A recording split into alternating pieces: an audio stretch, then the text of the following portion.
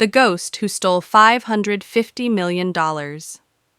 In a world under constant surveillance, where satellites can track a moving car from space and facial recognition can find a suspect in a crowd of thousands, one man pulled off the impossible. He didn't just steal money, he stole from the very system that believed itself unbreakable. He stole $550 million and vanished without a trace. His name? No one truly knows. His face? Never seen clearly. His voice? Just a whisper in intercepted radio chatter. Some call him the Ghost, others Zero. But intelligence agencies from 5 different countries agree on one thing. He is the most dangerous thief the world has ever known. This wasn't an ordinary bank robbery or a slick cyber heist from a teenager's basement. This was a multi-layered, transnational operation that took months, maybe years, to plan. The target was one of the most secure cryptocurrency vaults in the world, hidden behind firewalls thicker than Fort Knox and protected by military-grade encryption. The company behind the vault, Global Core Assets, a multi-billion-dollar fintech powerhouse, boasted that their servers were unhackable. That is, until $550 million disappeared from their accounts overnight. The heist was discovered at 6:47 a.m. on a quiet Monday morning. At first, it looked like a technical glitch. Transactions were happening, but there was no trace of the destination wallet. Within hours, it became clear. They had been robbed, and not just robbed, humiliated. By noon, panic had spread across stock markets, security agencies, and government halls. The world wanted answers, but there were none. No fingerprints, no access logs, no security footage. Just a cold, empty digital trail, leading nowhere. So how does someone steal $500 million without setting foot in a vault or triggering a single alarm? That's what every intelligence agency wants to know. The FBI launched a dedicated task force. Interpol issued a global red notice. Europol, the NSA, and even cybercrime units in Asia and the Middle East formed a joint intelligence cell. But weeks passed, then months. And the ghost? Still gone, investigators believe the heist took less than 7 minutes. 7 minutes to bypass firewalls designed by the most elite cyber engineers. 7 minutes to move $550 million across multiple crypto wallets using complex tumbler services that obfuscate transaction origins. 7 minutes to make history, and then disappear like smoke. What makes this story even more terrifying is that this may not have been his first time. Patterns suggest similar, smaller breaches in Chile, Dubai, and Singapore over the past 5 years, each dismissed at the time as unrelated cybercrimes. But now, cyber forensic experts are connecting the dots. They believe the ghost may have been building toward this moment for years, testing systems, measuring response times, analyzing security culture. This wasn't a crime of opportunity. This was a masterclass in criminal strategy. And where is he now? Sources say he crossed into a small Eastern European country just days after the heist, a place with no extradition treaty, a weak central government, and a deep black market for identities. There are rumors, grainy security camera footage, intercepted texts, encrypted forums, but nothing solid. The man known only as the Ghost has, quite literally, become invisible.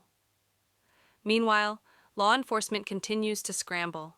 Arrests have been made, bank accounts frozen, servers seized, but the mastermind remains untouchable. Who is he? A rogue genius, a former intelligence officer gone dark, a mercenary working for hostile powers, or perhaps just a man who outsmarted the entire world? This is not just the story of a heist.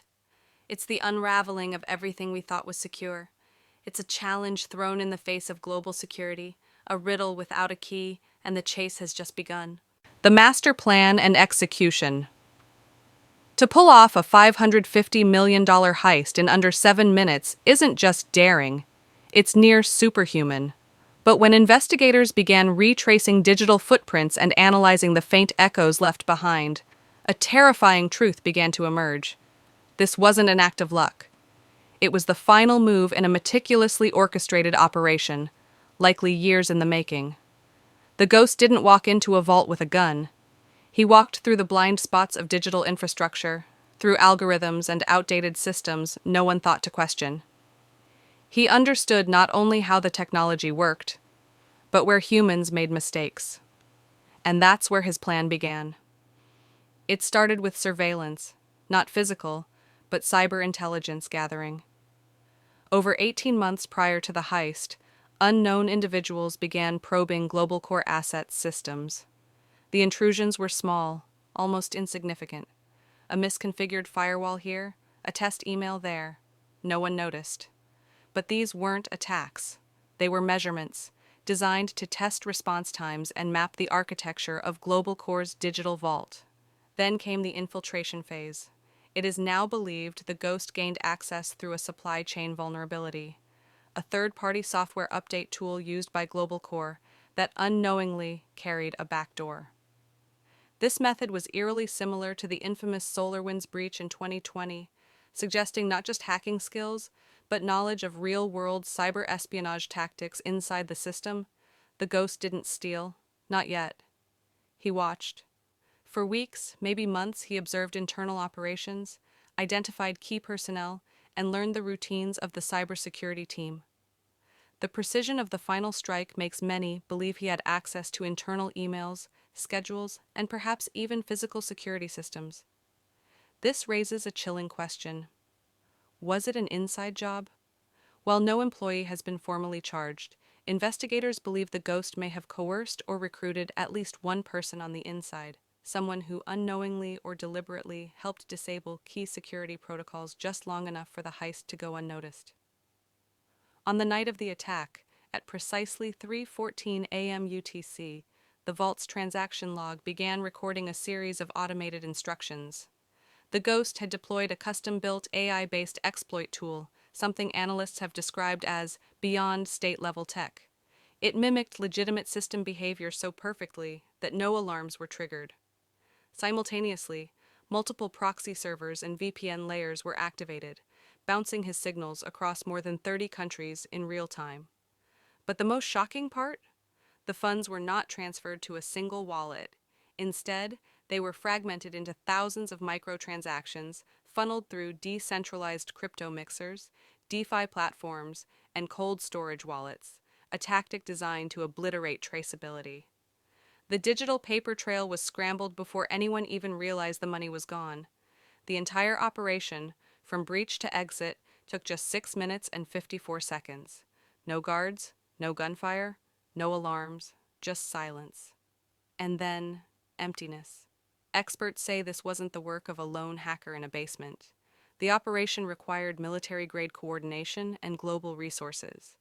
Some believe the ghost is part of a larger syndicate, possibly backed by rogue states or private intelligence firms.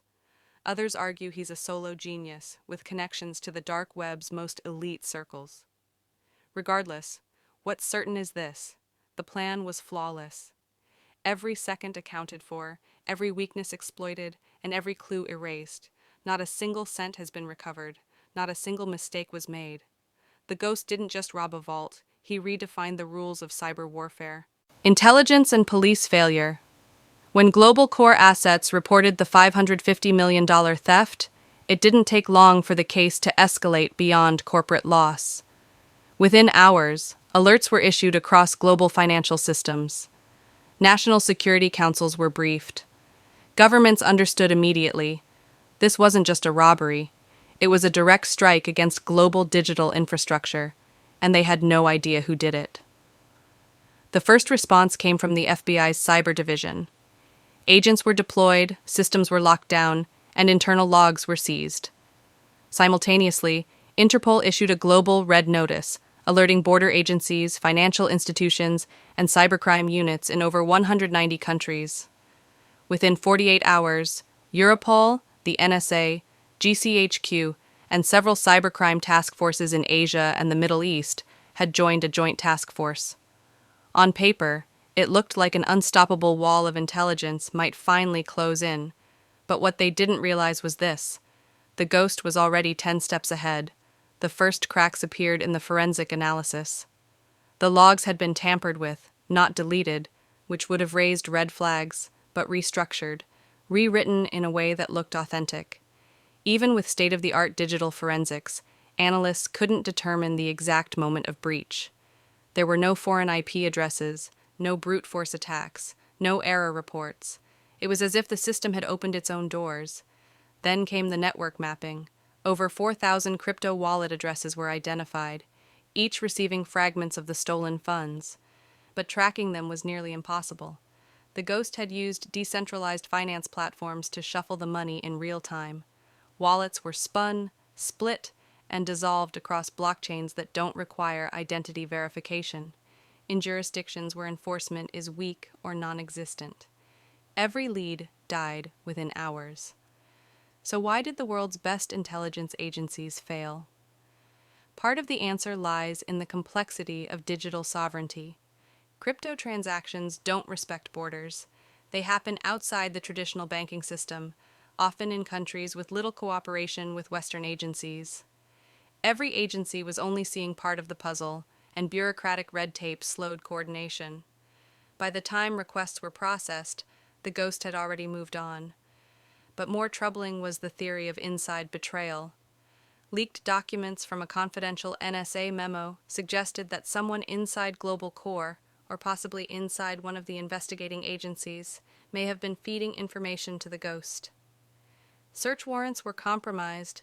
A surveillance team in Croatia was mysteriously pulled off a suspected accomplice hours before a planned raid. Even a secure FBI server used for encrypted communication was later found to be observed by an unknown external access point. These weren't coincidences. They were signs of a deep breach, not just of systems, but of trust. Another reason for failure was technological overconfidence. Agencies relied too heavily on traditional cyber forensics. They assumed the Ghost would make a mistake, leave a trace, or reuse a digital fingerprint. But he never did. Every tool he used was custom-coded, every access point unique and disposable. He didn't rely on luck. He relied on their predictability, and perhaps most humiliating of all, the moment the task force believed they were closing in, when a private contractor claimed to have located the Ghost's IP signature in Eastern Europe, it turned out to be a trap. A honeypot, specifically designed to mimic his digital identity. The Ghost had fed them false data, watched them chase it, and exposed their methods in real time. That moment changed everything. The agencies weren't chasing a criminal. They were being manipulated by a master tactician, someone who understood the limits of institutional thinking, someone who could anticipate not just systems, but human behavior. In the end, the Ghost didn't just escape. He embarrassed the very institutions designed to stop people like him, and in doing so, he exposed a terrifying reality. In a world increasingly governed by code, even the most powerful intelligence agencies can be made blind. By the time the alarm was raised, the Ghost was already gone, not hiding in a bunker, not running through back alleys, but calmly, deliberately, disappearing through a series of calculated moves so complex it would take intelligence agencies months to piece together even fragments of his escape. The first confirmed action came hours after the heist. A private charter flight took off from a small airstrip outside the city where Global Core's servers were based. It wasn't listed on any commercial radar systems. The plane was leased under the name of a shell company registered in the Cayman Islands, with a fake director who had been declared dead 2 years prior. The Ghost didn't just vanish. He orchestrated his vanishing like the final act of a magic show. No trace, no rush, and no witnesses. He wasn't alone.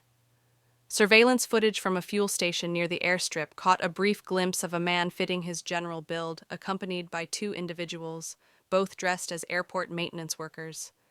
Their faces were obscured. Investigators believe they were part of his extraction team, former operatives or paid professionals, highly trained in disappearing people. From there, the trail led to Eastern Europe, a region long known as a haven for cybercriminals and fugitives.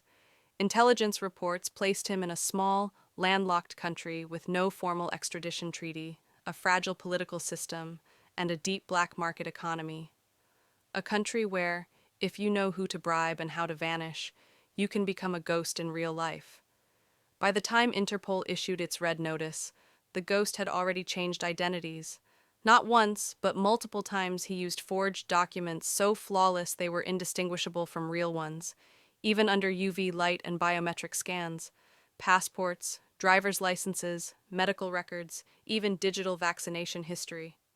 Cyber forensic experts later uncovered an underground identity forging ring working out of Moldova, suspected to have ties to Russian intelligence and darknet cartels. It's believed the ghost was a longtime client, or perhaps a silent partner. But what truly shocked investigators was this: he didn't just use fake documents, he used real ones. Several of the identities traced back to real people, dead men whose identities were borrowed just weeks before their official deaths were reported. This level of access to government databases suggests someone with inside access to national ID systems, either through hacking or corruption. And then came the rumors of political asylum. 2 months after the heist, whispers began to emerge on encrypted forums. The ghost had offered his skills to a certain regime in exchange for state protection. Analysts believe he may now be operating as a contract asset under the protection of a hostile or semi-hostile state. His freedom bought by offering intelligence services, cyber training, or even financial leverage from the stolen funds. Satellite surveillance picked up no signs. Phone triangulation failed, and attempts to bait him online with digital traps fell flat. Every trail investigators followed led to another decoy, another digital illusion. He didn't just run, he dismantled the chase while running. And yet, his presence is felt. A facial recognition match popped up 6 weeks later in a luxury resort in Montenegro. The scan was 82% accurate. The man disappeared hours before a police unit arrived. 2 weeks after that, an anonymous whistleblower sent an encrypted message to Europol. He is living under a new name, in a place where extradition doesn't matter. You will never find him. He already owns the system today. The ghost remains at large. His story is whispered in cybercrime circles like a legend. His escape, a case study in elite intelligence academies. And his identity? Still a mystery. He didn't just vanish, he rewrote what vanishing looks like. The heist was over in minutes. The escape, executed with surgical precision. But for global law enforcement, the pursuit has only just begun. And it may last for years, possibly decades. As of today, over a dozen agencies across 5 continents are still actively working to capture the man the media now calls the ghost. Interpol remains at the center of the hunt, maintaining an active red notice, the highest level of international alert. Every major airport, seaport, and immigration checkpoint connected to Interpol's I-24/7 database has been programmed to flag a set of identities. Not just the ghost's known aliases, but dozens of suspected false documents he might be using. But the effort has turned into a game of digital cat and mouse. By the time an alias is flagged, it's already been abandoned. The FBI, burned by the failed Eastern Europe sting operation, has now shifted its strategy. Instead of direct confrontation, they've turned to cyber forensics and financial tracing. A classified joint task force, codenamed Project Helix, is focusing entirely on the cryptocurrency laundering trail. Their hope? Identify one mistake, one misstep. A single Bitcoin or Ethereum token that leads to a traceable transaction.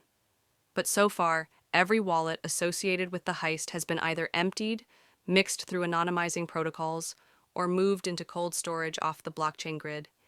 It's like chasing smoke in a windstorm. Europol has taken a different approach. Believing that no heist of this magnitude is possible without a support network, they've begun targeting the ghost's suspected accomplices. In coordinated raids across Latvia, the Netherlands, and Serbia, Europol operatives have seized servers, hard drives, and forged IDs. Several known darknet brokers and crypto anonymizers have been arrested, but so far, none have led them to the ghost himself. Meanwhile, whispers continue to circulate that he's being protected by a foreign government, a rogue state leveraging his skills in cyber warfare or digital espionage. While no country has been officially named, suspicions linger over a handful of nations, with both motive and capacity to shelter such a fugitive. Intelligence sources claim encrypted communications between proxy networks in the Middle East and Eastern Europe may contain references to the ghost's new activities, possibly involving training local operatives or developing advanced cyber tools in exchange for asylum. Despite the setbacks, law enforcement isn't giving up. Interpol's cybercrime director recently stated in a press conference, "This is no longer just about money, it's about trust in digital systems. The person behind this heist challenged the world's belief in digital security, and we are determined to restore that belief by bringing him to justice." Behind the scenes, law enforcement agencies are upgrading systems, tightening crypto regulations, and applying machine learning algorithms to reanalyze petabytes of blockchain transaction data. Artificial intelligence is now being used to simulate potential behavioral patterns, hoping to anticipate the ghost's next move, if there is one. But the real question haunts every boardroom, war room, and intelligence meeting. Will he ever be caught? Some believe yes, that no matter how careful he is, one day he'll slip. He'll trust the wrong person. He'll get comfortable. And when that day comes, the net will tighten. Others argue he's already gone for good, that he changed his face, his voice, and his past, that he's now living somewhere remote, wealthy, and invisible, perhaps never planning to strike again. Because after all, what thief ever needs to steal again after $550 million? And so, the case remains open. The files keep growing, the agencies keep digging. But the ghost? He remains silent, a shadow in the system, a legend in the making, and perhaps the one man the world will never catch.